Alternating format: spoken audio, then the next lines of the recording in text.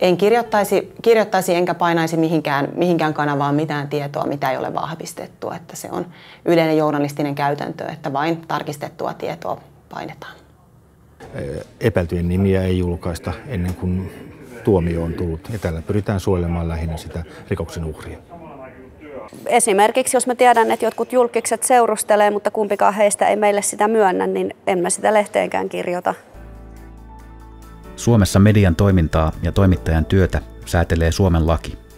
Lehdessä ja verkossa ei esimerkiksi saa loukata toisen ihmisen kunniaa, levittää perätöntä tietoa eikä kiihottaa kansanryhmää vastaan. Lain lisäksi on olemassa media-alan omia eettisiä ohjeita. Julkisen sanan neuvoston vahvistamat journalistin ohjeet, eli media-alan eettiset pelisäännöt, sitovat lähes kaikkia keskeisiä tiedotusvälineitä. Julkisen sanan neuvosto, eli JSN, on median itsesääntelyelin.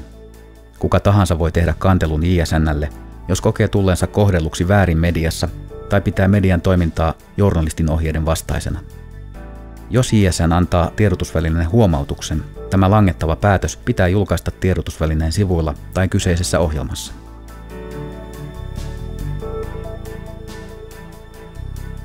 Yksi tällainen keskeinen kanteluryhmä on piilomainonta.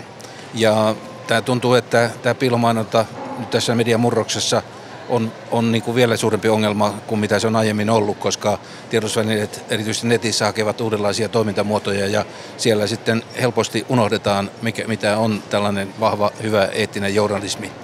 Sitten toinen tällainen suuri kantelukokonaisuus on yksityisyyden suoja. Eli ihmiset kokevat, että heidän nimensä on mainittu lehdissä, radiossa tai televisiossa yhteydessä, jossa sitä ei olisi kuullut mainita.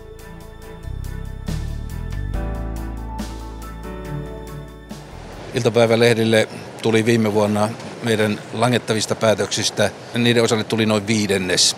Mutta että kanteluja tehdään iltapäivälehdistä aika paljon ja se on yksi tällainen suuri kanteluryhmä. Mutta ylipäätänsä kanteluja tehdään suurista tiedotusvälineistä, eli Yleisradio on myös erittäin kanneltu kohde.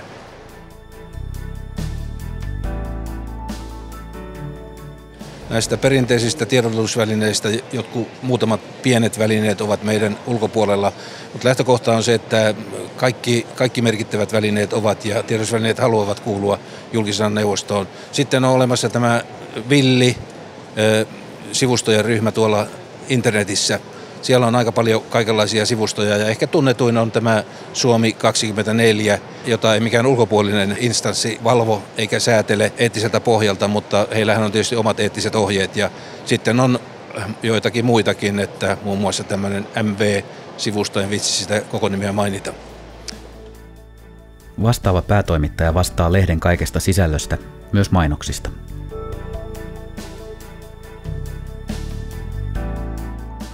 No journalistin ohjeita on noudatettava ja se on lähtökohta kaikissa tilanteissa, että journalistin ohjeita noudatetaan. Sen pitää olla jokaisen toimittajan kuvaajan selkärangassa. No kyllä meidänkin julkaisumäärä on niin suuri yhdessä vuorokaudessa. Puhutaan useista sadoista niin kuin yksittäisistä julkaisupäätöksistä, niin ne ei todellakaan ole mitään poikkeustapauksia, vaan kyllä ne tulee ihan joka päivä, jos ei eri yhteyksissä eri tekijöitä vastaan. Et ne pitää silloin tavallaan olla niin kuin selkäytimessä.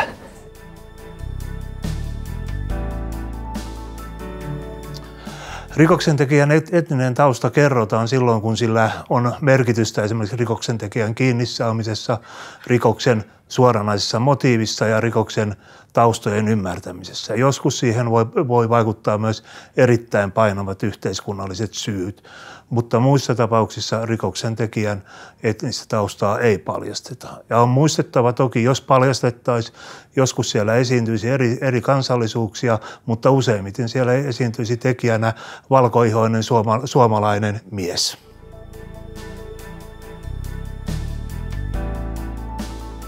No ei tietenkään tavallinen ihminen nauttii yksityisyyden suojaa korkeata sellaista Suomessa. Jos joku antaa toimitukselle uutisvinkin, niin laitetaanko se heti lehteen?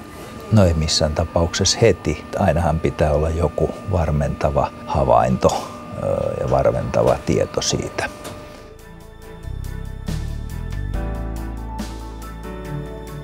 käytännössä ei. Ja jos näin on vahingossa tapahtunut, sitten on pyydettävä vanhemmilta lupa ennen haastattelun julkaisua.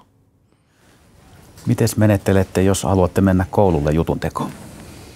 No riippuu tietenkin aiheesta ja vähän myös siitä oppilaiden iästä.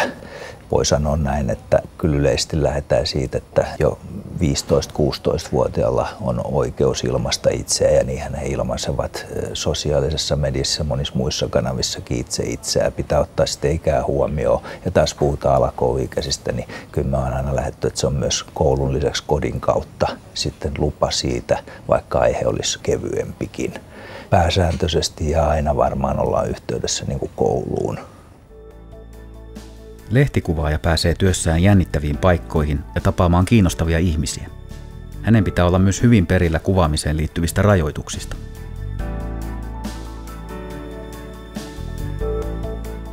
Eli on olemassa yksityisyyden suoja, mutta sitten on olemassa julkisia paikkoja. Julkisissa paikoissa saa kuvata periaatteessa ketä tahansa, milloin tahansa, miten tahansa. Julkinen paikka on sellainen paikka, mihin kenellä tahansa on pääsy, eli sitä pääsyä ei rajata millään lailla. Kaupassa ja ravintolassa saa kuvata ihmisiä lupaa kysymättä, mutta on toki korrektia kysyä se lupa. Koulun pihalla saa kuvata, mutta koska kyseessä on alaikäiset lapset, on erittäin hyvä kysyä se lupa. Kotipihalla olevaa ihmistä ei saa kuvata. Kotipihaa saa kuvata, jos siellä ei ole ketään, mutta jos siellä on ihminen, niin se on yksityisyyden suojan piirissä ja sitä ei saa kuvata. Kuvaamista ja kuvan julkaisua säätelevät eri lait ja säädökset. Voit kuvata julkisella paikalla, mutta kaikkea ei silti välttämättä voi julkaista. Voit kuvata puliukkoa julkisella paikalla, mutta et voi kuitenkaan julkaista tunnistettavaa kuvaa puliukosta mediassa, koska kuva voi esittää häntä loukkaavasti. Jos kuvaaja osuu ensimmäisenä onnettomuuspaikalle, ryhtyykö hän kuvaamaan vai auttamaan loukkaantuneita? Kyllä ensimmäisenä aina autetaan ja sen jälkeen vasta tallennetaan sitä tilannetta. Et katsotaan, että tilanne lähtee menemään parempaan suuntaan, sitten voi kuvata. Onko sinua uhkailtu työtehtävissäsi? Hyvin vähän on uhkailtu työtehtävissä, mutta jonkinlaista huutelua ja sitä kautta verbaalista uhkailua on tullut, mutta se ei ole kovin vakavaa.